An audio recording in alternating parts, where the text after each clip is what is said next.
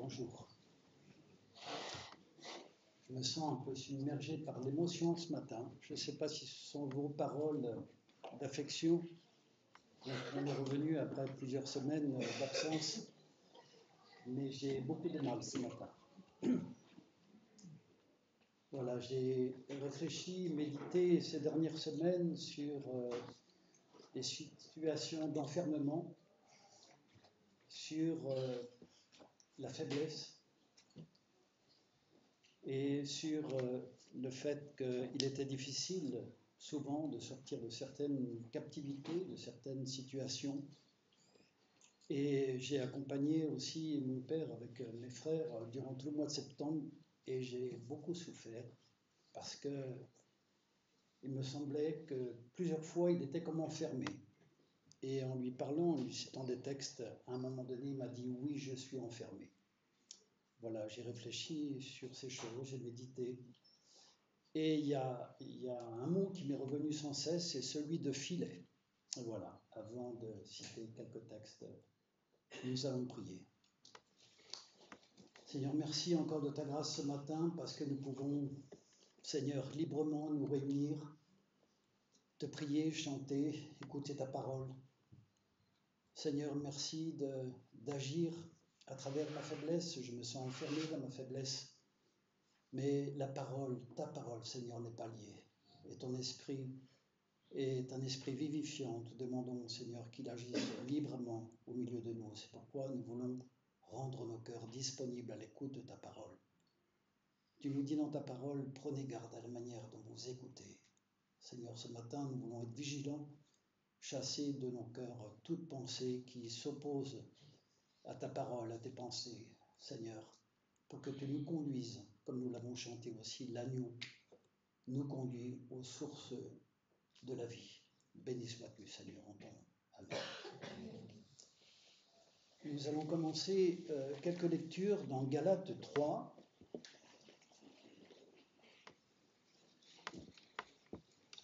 Merci. Verset 21. La loi est-elle donc contre les promesses de Dieu?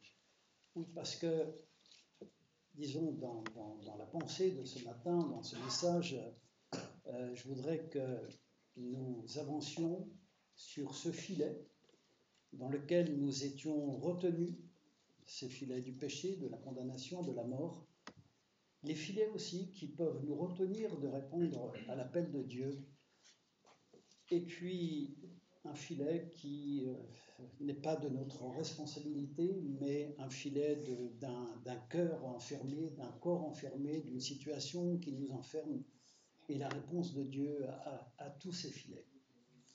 Donc nous abordons ce premier filet, qui est un filet de condamnation et de mort. Galates 3, 21, la loi est-elle donc contre les promesses de Dieu? Loin de là. S'il avait été donné une loi qui puisse procurer la vie, la justice viendrait réellement de la foi. Mais l'Écriture a tout renfermé sous le péché afin que ce qui avait été promis soit donné par la foi en Jésus-Christ à ceux qui croient. Avant que la foi vienne, nous étions enfermés sous la garde de la loi en vue de la foi qui devait être révélée. Ainsi, la loi était comme un précepteur pour nous conduire à Jésus-Christ afin que nous soyons justifiés par la foi. La foi étant venue, nous ne sommes plus sous ce précepteur, car vous êtes tous fils de Dieu par la foi en Jésus-Christ. Vous tous qui avez été baptisés en Christ, vous avez revêtu Christ. Romains 11, 32, qui est dit « Dieu a renfermé tous les hommes dans la désobéissance pour faire miséricorde à tous. » Vous voyez ces termes « renfermé »,« enfermé ». Et Romains 5, verset 17. Si par l'offense d'un seul la mort a régné par lui seul, la plus forte raison ceux qui reçoivent l'abondance de la grâce et du don de la justice régneront-ils dans la vie par Jésus-Christ lui seul. Ainsi donc, Comme par une seule offense, la condamnation atteint tous les hommes, de même par un seul acte de justice, la justification qui donne la vie s'étend à tous les hommes. Comme par la désobéissance d'un seul homme, beaucoup ont été rendus pécheurs, de même par l'obéissance d'un seul, beaucoup seront rendus justes. Or, la loi est intervenue pour que l'offense abonde, mais là où le péché a abondé, la grâce a surabondé, afin que, comme le péché a régné par la mort, ainsi la grâce règne par la justice pour la vie éternelle, par Jésus-Christ, notre Sauveur.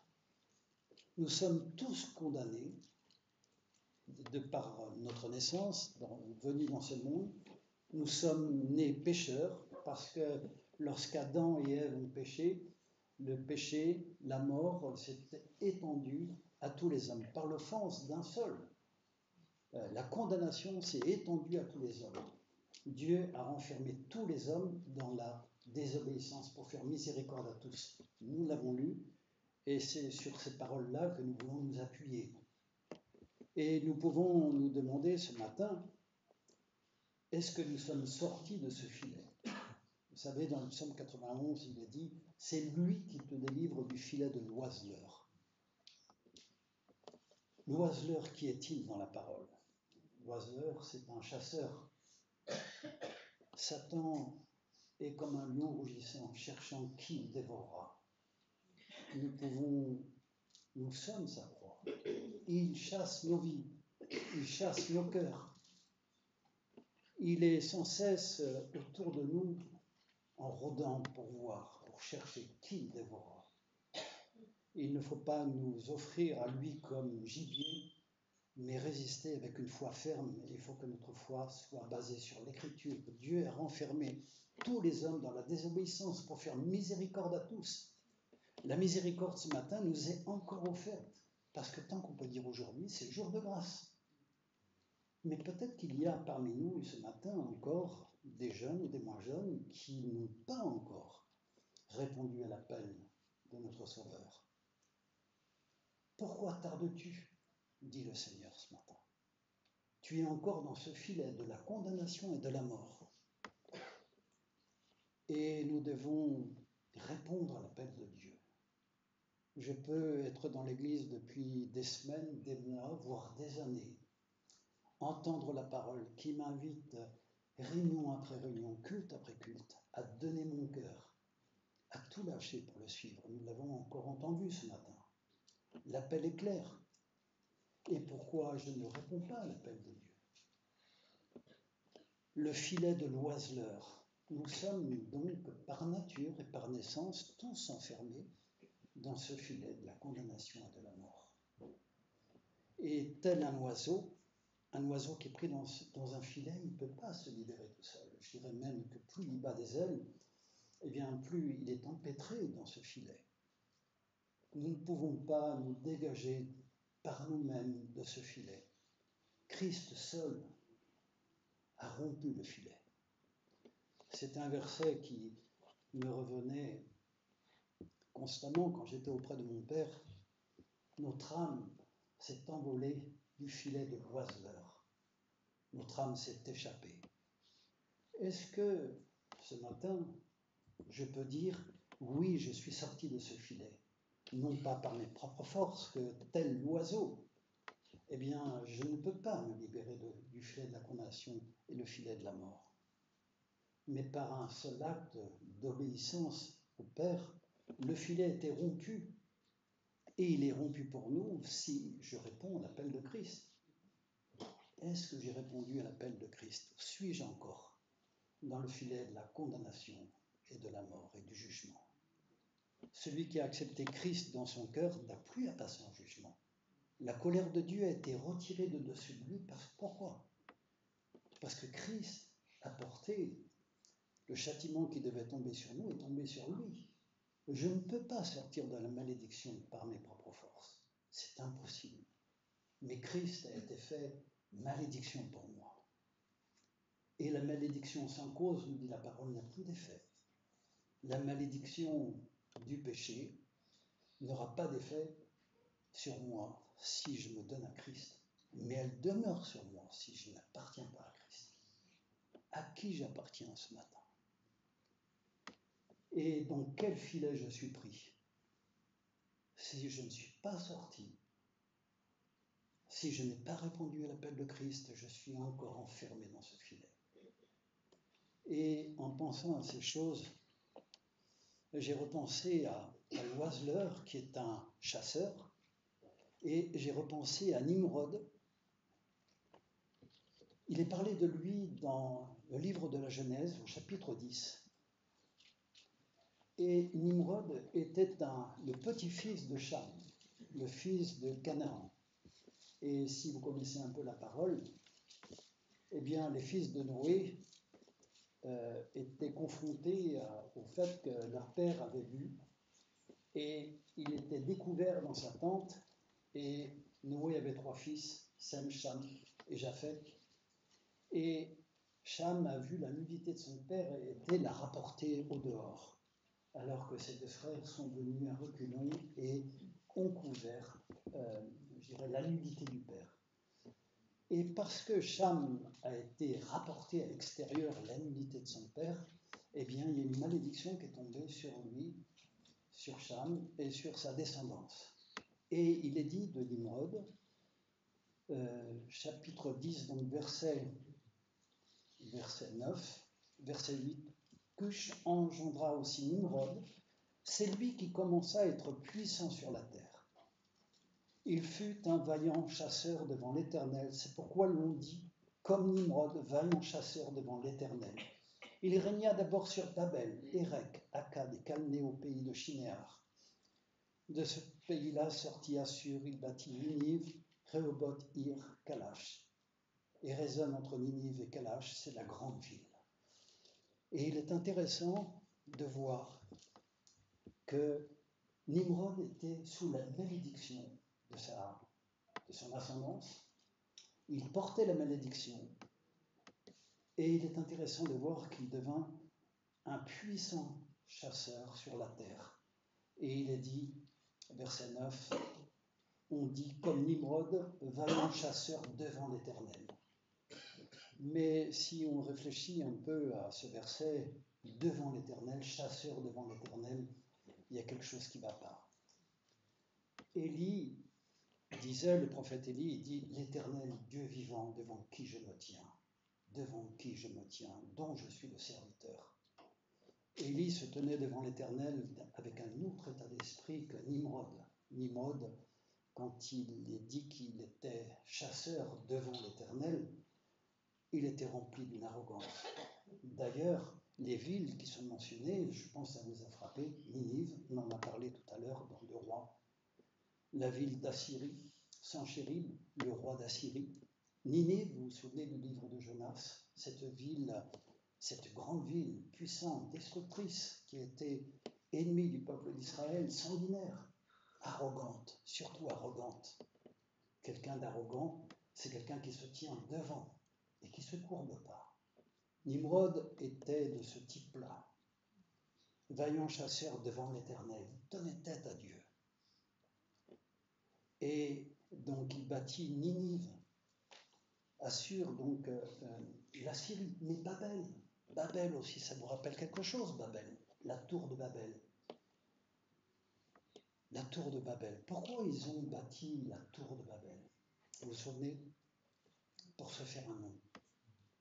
Se faire un nom, c'est s'émanciper, c'est s'affranchir. Et voilà comment la lignée de Caïn, comment la lignée de Nimrod, qui était sous la malédiction, on se souvient de Caïn qui a tué son frère Abel et qui s'est éloigné de la face de l'Éternel. Et vous savez ce qu'il est dit de lui tout de suite? Qu'il bâtit une ville. Et là, on retrouve cette même pensée. Nimrod bâtit aussi des villes. Pourquoi bâtir des villes? Pour assurer sa protection. On ne veut pas de la protection de Dieu, donc on va se bâtir une ville avec des forteresses on pense se trouver à l'abri. Mais ce n'est pas la protection de Dieu, mais on fait ça devant l'Éternel pour lui tenir tête, pour déjouer la malédiction. pour échapper au joug de Dieu, pour échapper au jugement de Dieu. On ne veut pas de la réponse de Dieu, mais on veut, par la puissance, s'affranchir du joug de Dieu. Souvenons-nous que le joug du Seigneur est léger, parce qu'il est doux et humble de cœur. Mais ces gens qui veulent s'affranchir du joug de Dieu, ce sont des gens qui sont violents, sanguinaires, arrogants, méchants, tels Nimrod, tels Caïn, et bien d'autres encore. Nous voyons, quand nous étudions, je dirais, la Genèse, nous voyons qu'il y a deux lignées.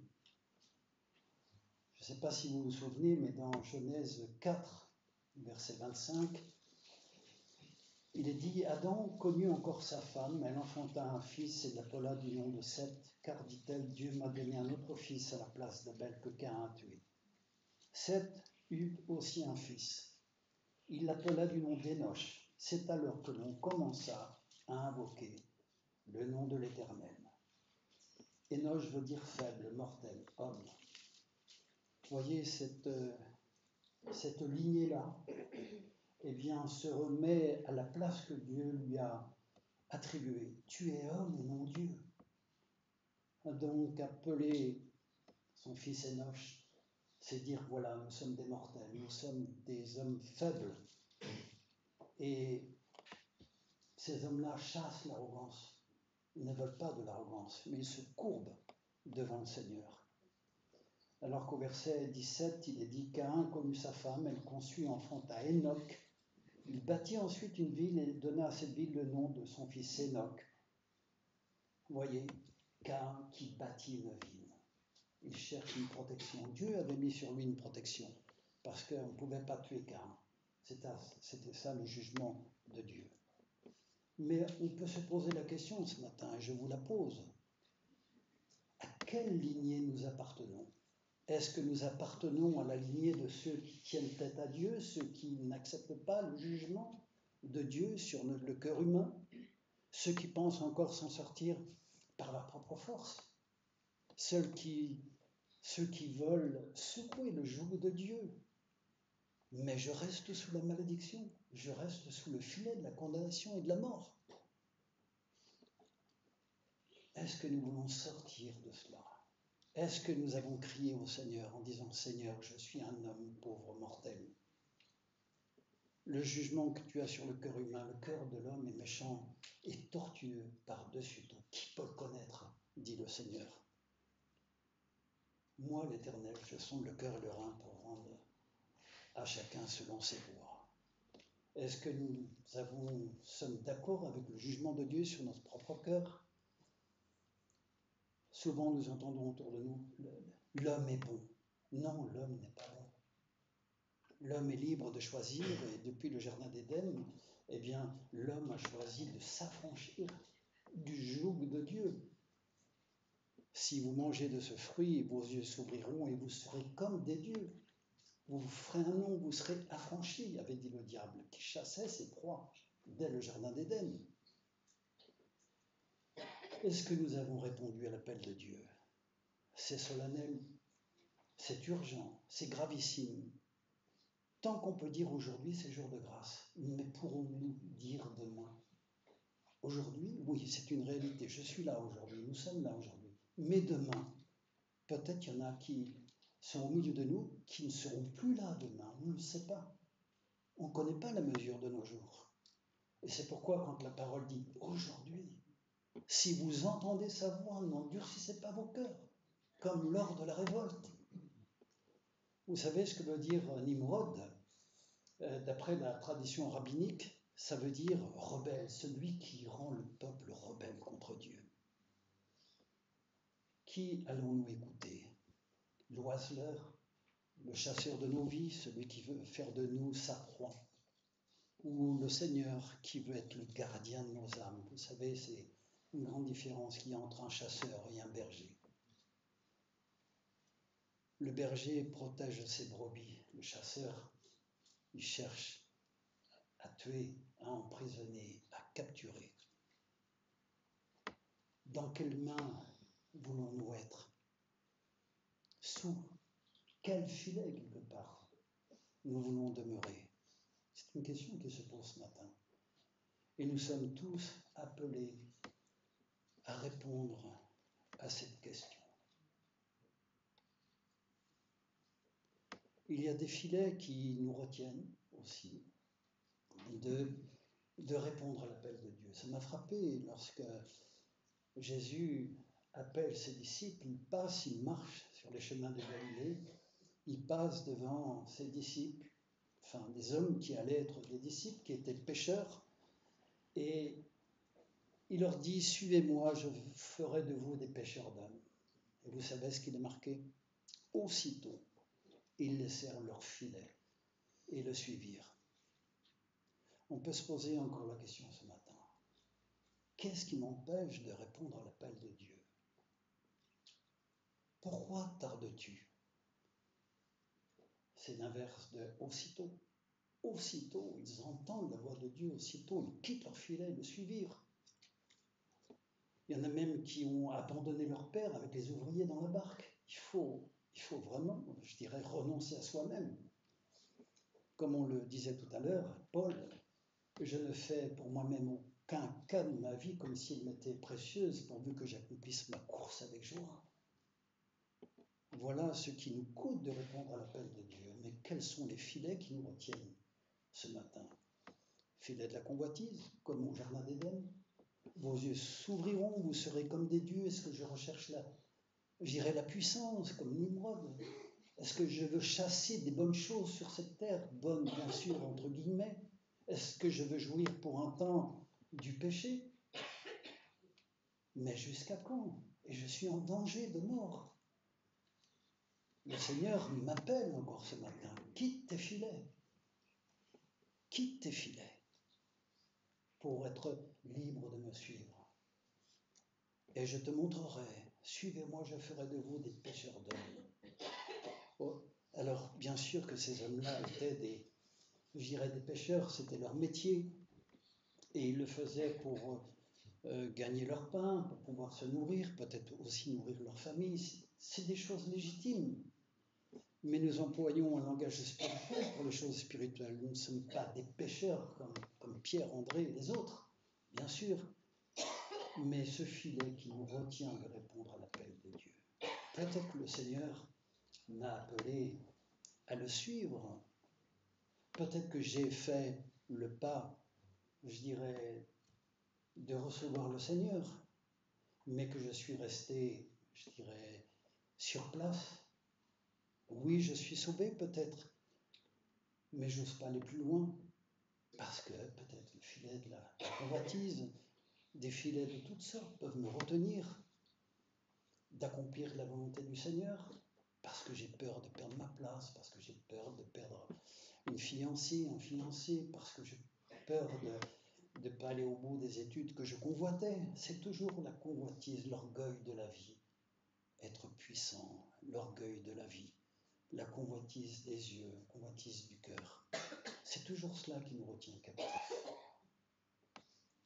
Peut-être suis-je sorti du filet de la condamnation et de la mort, mais peut-être je ne suis pas sorti. Quelque part, il y a des filets qui me retiennent encore amarrés. J'arrive pas à aller plus loin. Et le Seigneur me dit ce matin, quitte tes filets, toi, suis-moi. Et nous devons répondre à l'appel du Seigneur. Me voici, Seigneur, envoie-moi, me voici. C'est tout simple. Souvent, j'ai parlé avec des gens qui me disaient le salut est compliqué. Non, c'est pas vrai. Le salut est tout simple. Ceux qui entendent la voix du Fils vivront. Connaître la volonté de Dieu, c'est chose souvent pas facile, bien sûr. Mais la volonté de Dieu, c'est que tous les hommes soient sauvés. Ça, c'est la volonté de Dieu. C'est la volonté pour moi, pour nous.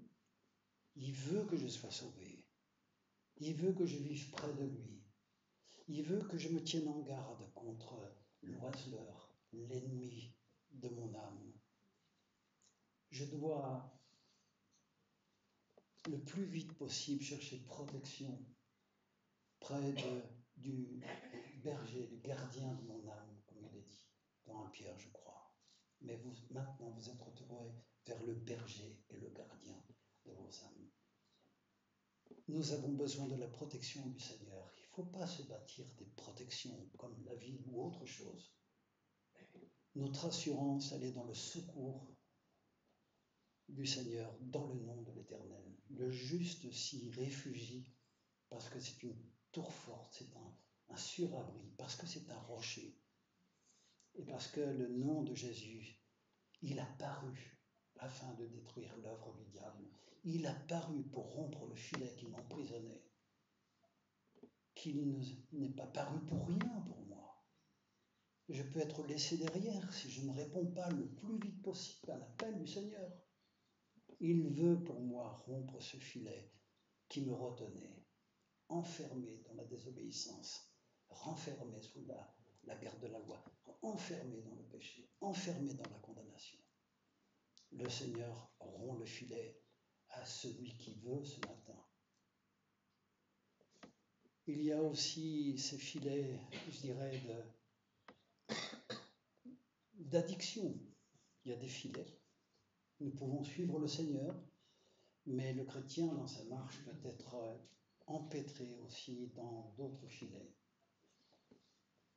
Il y a le filet de l'addiction, des addictions de toutes sortes d'addictions. Mais il y en a un qui m'a frappé dernièrement, parce que j'ai entendu cela dans une enquête il y a une quinzaine de jours de cela. Vous savez quelle est la première addiction maintenant? Pardon? Le portable. Ouais. C'est le portable, c'est Internet, ce sont les réseaux sociaux.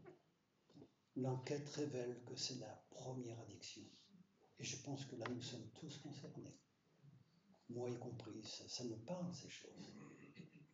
Et je suis obligé, nous sommes obligés, je dirais, de crier à Dieu pour ne pas nous laisser enfermer.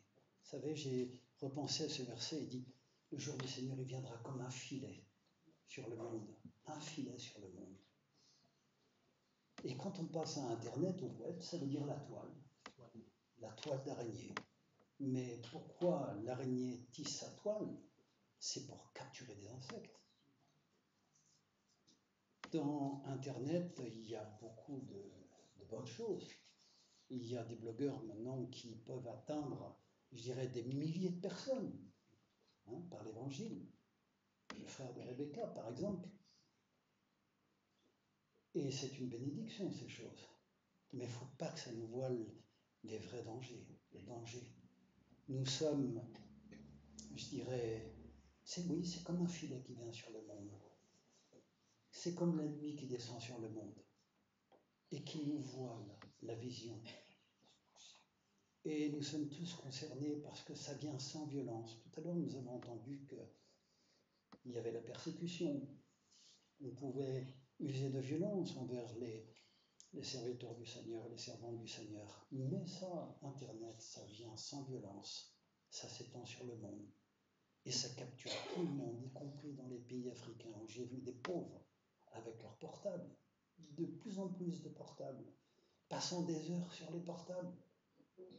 Mais c'est un voleur de temps que nous devrions consacrer à Dieu. Ils nous volent la méditation, ils nous volent les visites que nous pourrions faire. Ils nous volent toutes sortes de choses.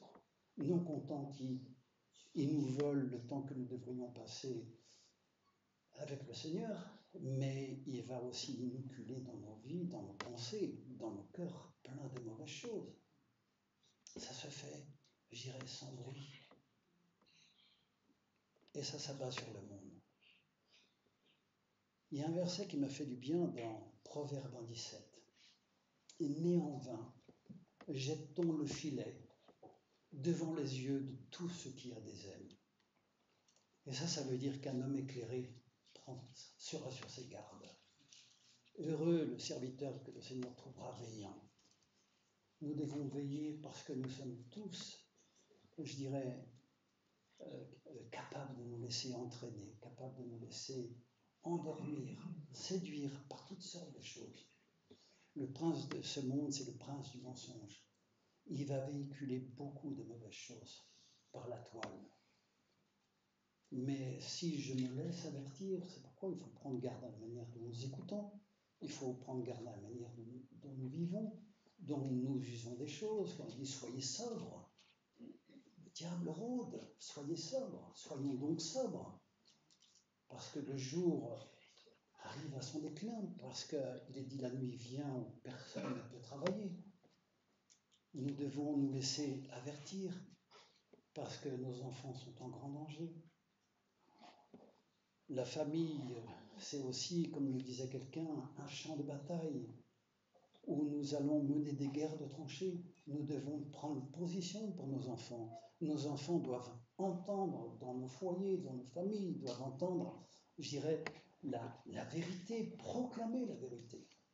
Hein? Il est dit dans Isaïe 61 que le Seigneur m'a oint pour porter de bonnes nouvelles aux pauvres, pour guérir ceux qui ont le cœur brisé, pour proclamer aux captifs la délivrance. Proclamer. Vraiment, il ne faut pas se retenir, il faut proclamer aux captifs la délivrance et la liberté. En Christ. La seule façon d'être affranchi, encore une fois, de la condamnation et de la mort, c'est de se réfugier en Christ parce que Christ a tout vaincu. Christ a tout accompli. Il faut que je ne recherche rien d'autre parce que je suis en proie et je suis la proie de l'oiseleur qui veut ravir mon âme. Prenons bien garde à cela. Il y a aussi, je dirais, ce filet de la captivité du corps. Je peux être enfermé dans une faiblesse. Ça m'a vraiment frappé, ça, quand j'ai accompagné mon père. Mon père, il gémissait. D'ailleurs, nous allons lire, regardez, j'ai trouvé ce texte hier, Ésaïe 38.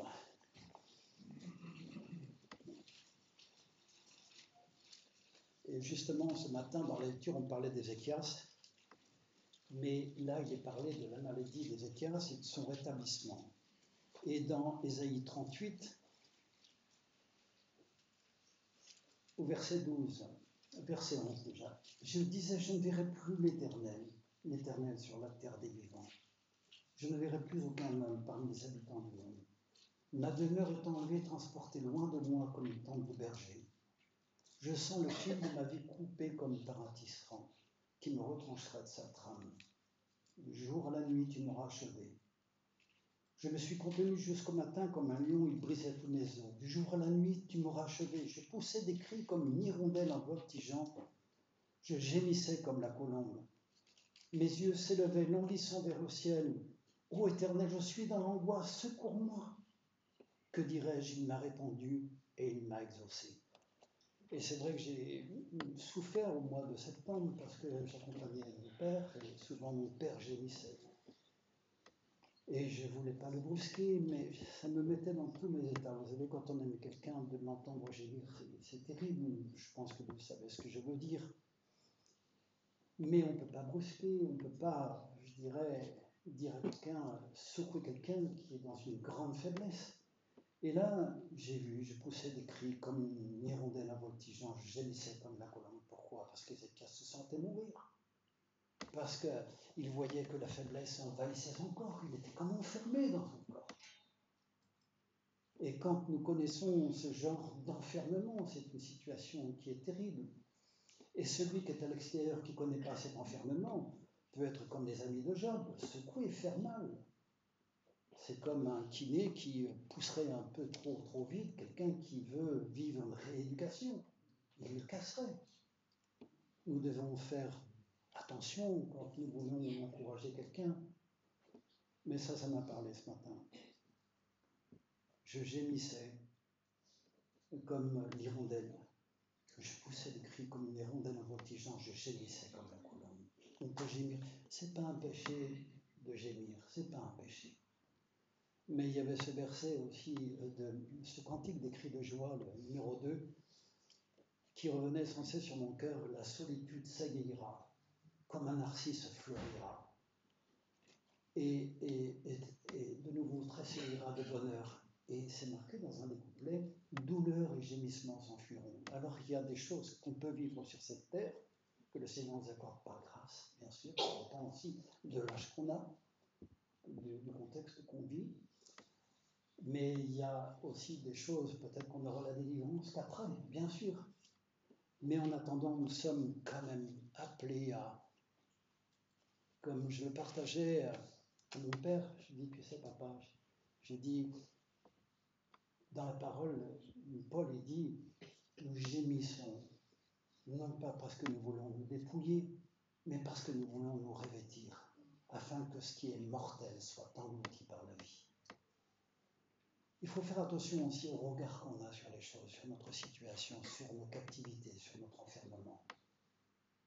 Nous ne devons pas gémir parce que nous perdons, mais nous voulons gémir parce que, Seigneur, j'ai hâte d'aller vers toi, j'ai hâte de me revêtir de toi, j'ai hâte de ta délivrance dans ma vie, de cette addiction, de toutes sortes de situations d'enfermement. J'ai hâte, Seigneur, que tu me libères.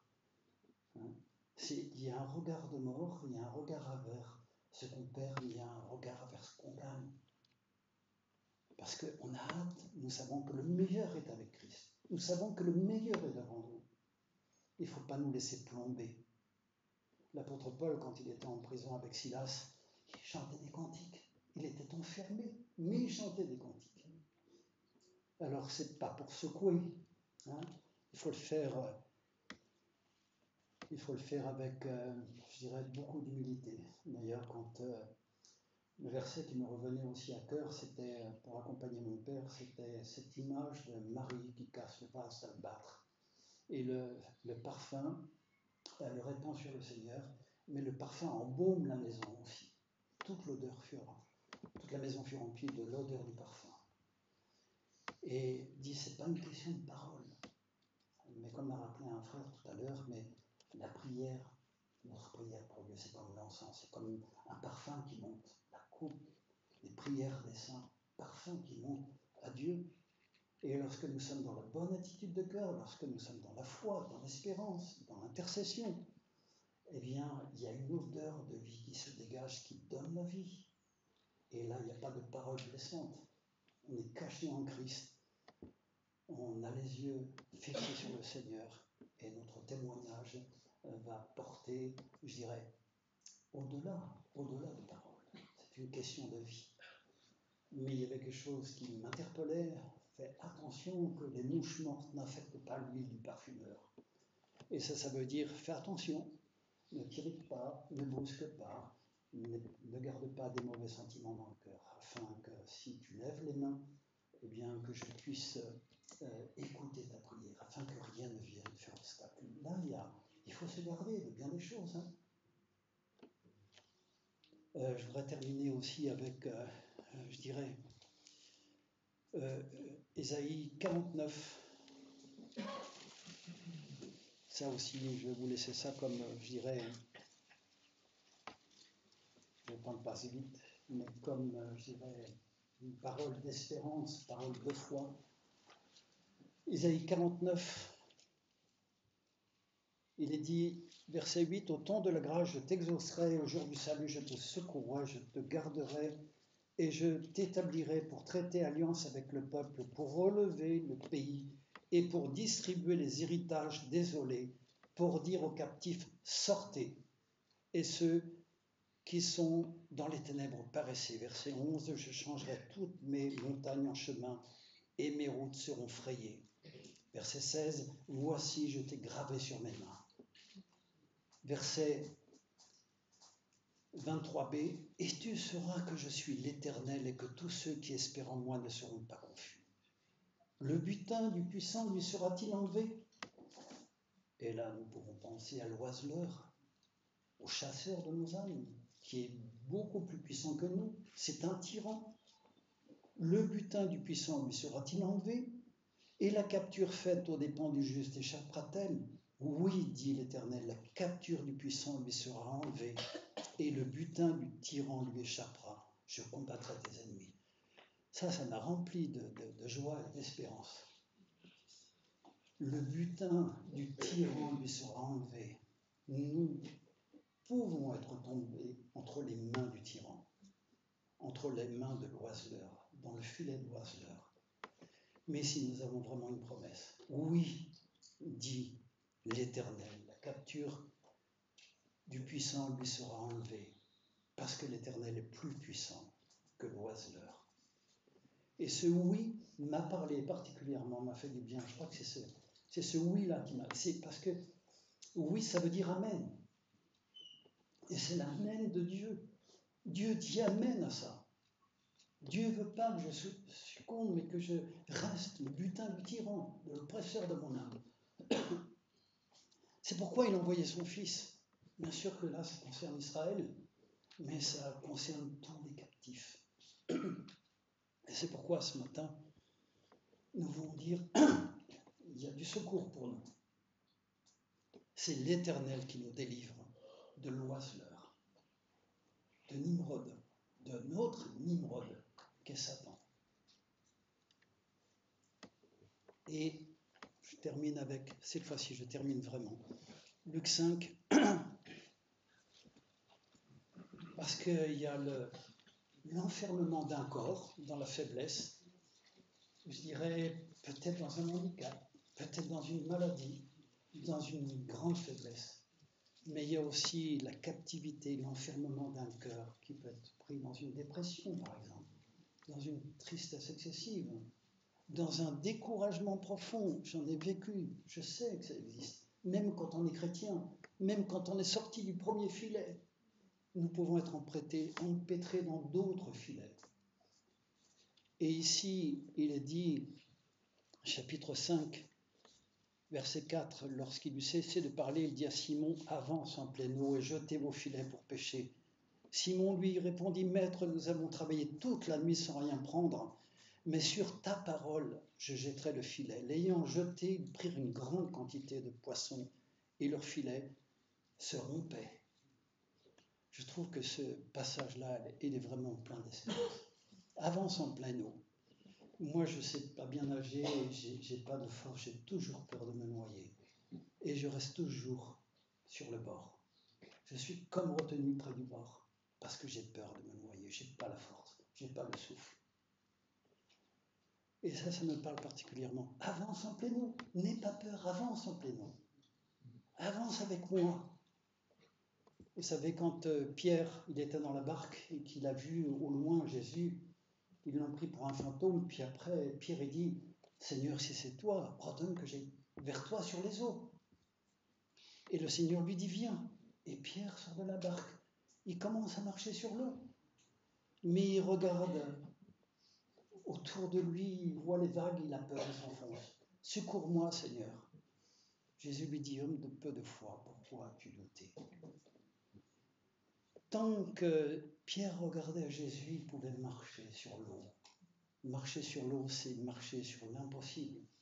Nous pouvons être dans une situation de cœur, de corps, une situation qui nous enferme. Mais je dois regarder au Seigneur et quelque part, comme il est dit, nous avons travaillé toute la nuit. Ça me parle aussi dans ce sens, langage spirituel. J'ai essayé tout. Je me suis forcé, j'ai renoncé à ceci, j'ai prié. J'ai travaillé toute la nuit, sans rien prendre, sans rien obtenir. Mais sur ta parole, Seigneur, je jetterai le filet. Ça veut dire que sur les promesses de Dieu, nous pouvons ce matin jeter notre filet. Hein, c'est un langage spirituel. Je jette le filet sur la parole de Dieu. C'est ça que je suis appelé à faire ce matin. Et je vais ramener à moi, je dirais, les poissons, quelque part, les promesses, les paroles que le Seigneur veut me donner. Mais je dois jeter mon filet. Je dois, avec mon cœur, dire, Seigneur, c'est en toi que je me confie.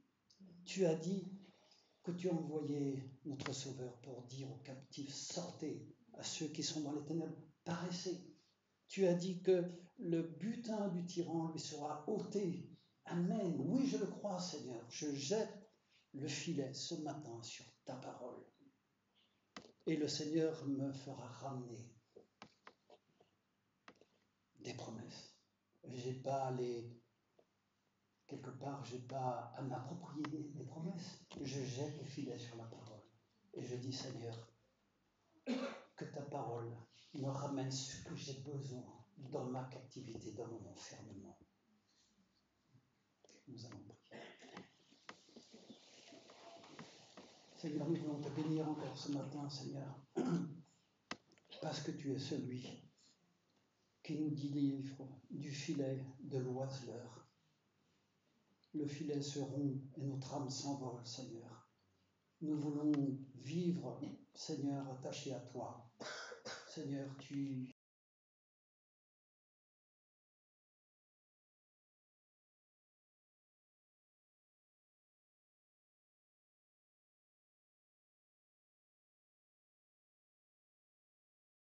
qui te craignent, Seigneur, ceux qui invoquent ton nom, pas ceux qui bâtissent, pas ceux qui sont arrogants, qui se tiennent devant toi pour te tenir tête, mais nous voulons être de ceux qui se courbent devant toi, Seigneur. Ce que tu as résolu s'accomplira. Aucun homme, aucune civilisation, si puissante soit-elle, Seigneur, ne pourra te tenir tête. Tu auras le dernier mot. Et nous voulons aussi que tu aies le dernier mot dans nos vies, dans nos cœurs, dans nos situations. Comme le dit ta parole dans Ésaïe, lève-toi, sois éclairé, car la gloire de l'Éternel se lève sur toi. Merci Seigneur encore de toutes ces promesses. Nous jetons ce matin tous ensemble nos filets, Seigneur, sur ta parole, en te bénissant et au nom de Jésus. Amen. Amen.